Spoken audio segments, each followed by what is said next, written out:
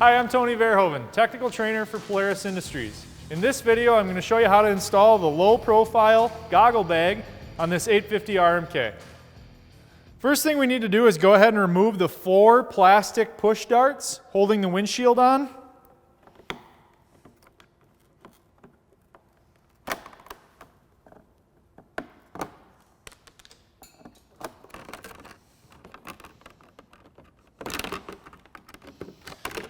With the push darts removed, we can go ahead and take off the windshield and the windshield mounting bracket.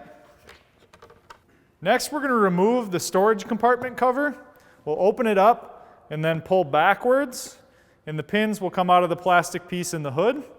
And then we're going to go ahead and save this just in case we want to ever remove this goggle bag. With the compartment cover removed, I'm going to go ahead and fit up the bag, the windshield, and the mounting bracket and just loosely put my push darts in there, and then I'll set it onto the machine. And this can be a bit challenging to get all the holes to line up.